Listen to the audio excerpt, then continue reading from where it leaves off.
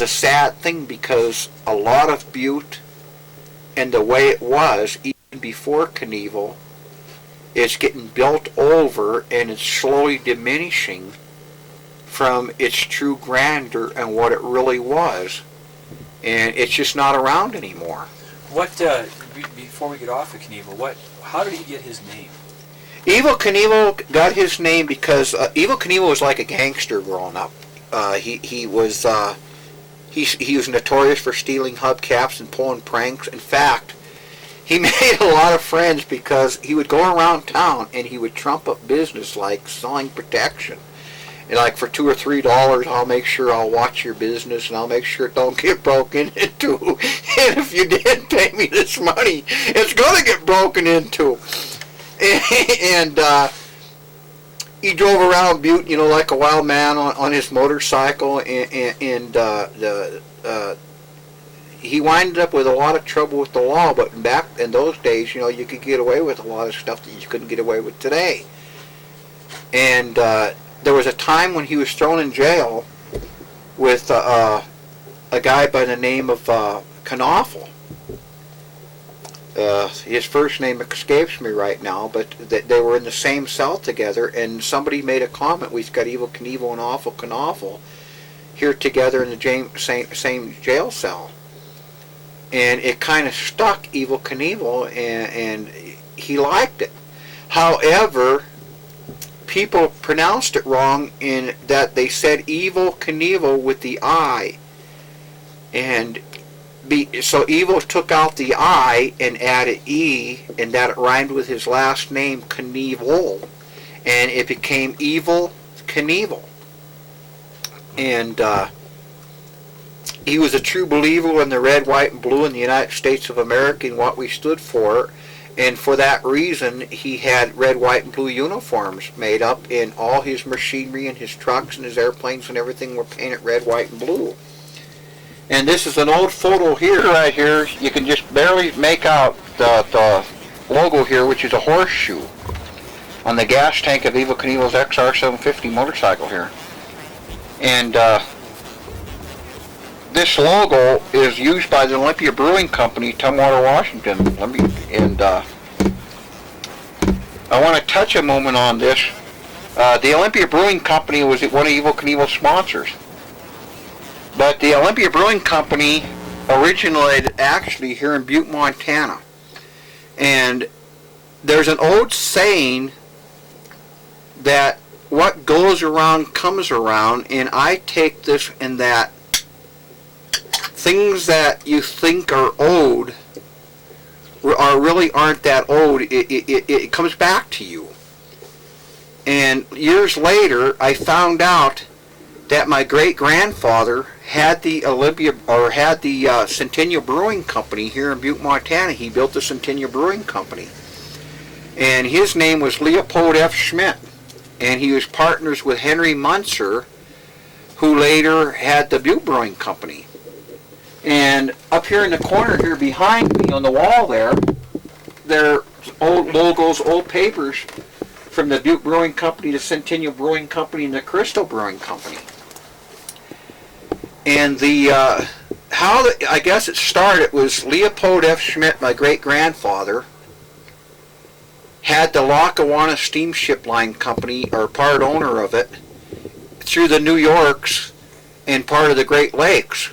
And what they basically did is, when they came from Germany, they had purchased tugboats, and the tugboats were necessary during the 1900s through up to about the 1930s throughout Brooklyn, New York, or New York itself, in the Great Lakes, and moving these big ships around.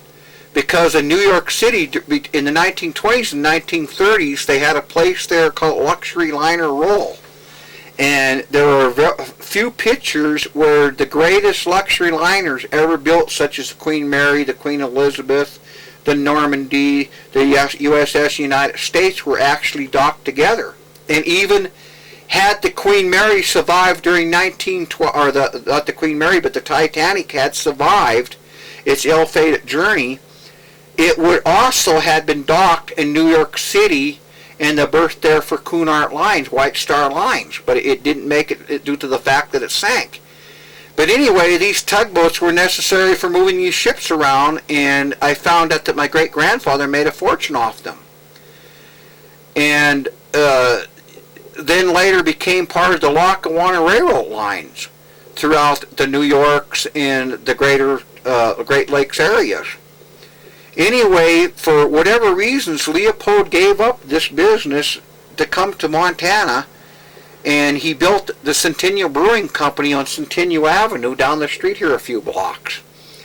And as it was, the Centennial Brewing Company became Montana's largest brewery. And not only was it Montana's largest brewery, but there was a significance here in that it was the mother brewery to the Tivoli Brewing Company, the Butte Brewing Company, and the Olympia Brewing Company, due to the fact that Leopold, while he was here in Butte, to my knowledge, had 3 sons. And one son became a famous architect. And my name is Richard Evel Schmidt, Richard E. Schmidt. The Evel is for Evel Knievel, and I took this name upon myself during my years working for Evel Knievel.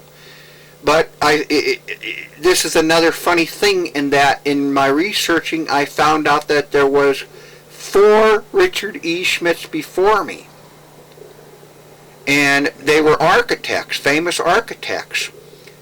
And Leopold's eldest son, Richard E. Schmidt, was a famous architect in the 1800s and 1900s. And he was instrumental in Chicago, Illinois, in building landmarks there that still exist today.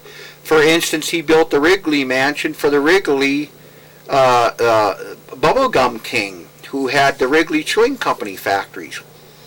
And he was also the architect in designing the Wrigley Stadium, and he designed several other buildings there within the Chicago area.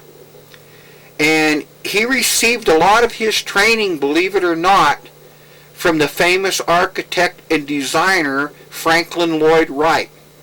Wright had resided in Chicago and New York, and Frank Lloyd Wright built several buildings there several buildings throughout the United States, such as Falling Water and many buildings in New York and Chicago area. And I also found out through my research that Richard E. Schmidt had designed a famous landmark bridge in the Great Lakes on Lake Superior that in its time during the 1900s, 1907 or 1908 when it was built, was considered an engineering feat in its own sense that it spans between a peninsula there that I cannot recall right now, but it's like, well, anyway, it rises and lowers over 165 feet. And I found out that not far from it is the original place where they had built these tugboats for the Lackawanna steamship lines. And today this company is still in existence in that they manufacture the hulls in luxury craft such as ferry boats and pleasure craft and luxury yachts for the well-to-do and rich and famous. And that they had built a hull for one of the Donald Trump's boats that was solid aluminum, and it was 1.5 feet thick. You mean a hull, like the hull? The hull of a luxury boat, a yacht. And they're world renowned in their knowledge of structural engineering and their building of these boats. And most of them are in services on the Great Lakes and up around Puget Sound area in Puget Sound, Washington, and Seattle, but especially up above the area of above Boston, Massachusetts, in what is that area up there? Maine. Maine, and 1,000 lakes or 1,000 islands, and parts of Nova Scotia, where to touch on a second, the Titanic should have also docked in Nova Scotia. If it had existed that long and had not sank. Now, what happened to one of the other brothers? The other brothers have. But anyway, one of his other sons, I believe his name was George E. Schmidt or George F. Schmidt or whatever his middle initial was instrumental in founding and starting the Tivoli Brewing Company here in Butte. And he also started the Butte Board of Trade, or had doings with it, in the Butte Sportsman Bar. And an interesting thing also is this logo that was used for the Olympia Brewing Company was also used for the Centennial Brewing Company.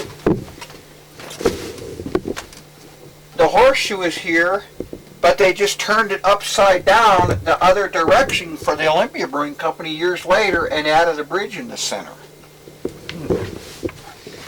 And the horseshoe, it is believed, is if it is facing upwards, it brings you good luck. However, if you turn the horseshoe upside down, the luck runs out. And a superstitious belief that I found out through some of my relatives is this is part of the reason why the Centennial Brewery had failed during the Depression years. It was a big producer of alcohol from the 1900s to the early 1800s up to about the 1920s and going into part of the 30s up until the Depression, and then for whatever reasons it diminished and went broke. And Who started the Olympia Brewery here? The Olympia Brewing Company was a branch directly off the Centennial Brewing Company, and it was also started by George, I believe it was George Schmidt, who is the son of Leopold F. Schmidt, and Henry Munzer. And when Leopold passed away, Henry Munzer took over the business, and he was much credited for founding the Butte Brewery. And an interesting thing is, in earlier stationery for the Centennial Brewery Company, here on Centennial Avenue, you'll find that the names appear on the stationery. It reads Leopold F. Schmidt, President, and then it goes into Harry Munzer, Vice President. But during the 1900s, late 1900s to about the 1920s, it would have credited on there Henry Munzer, President, and the Schmidt name no longer resides on the stationery. However,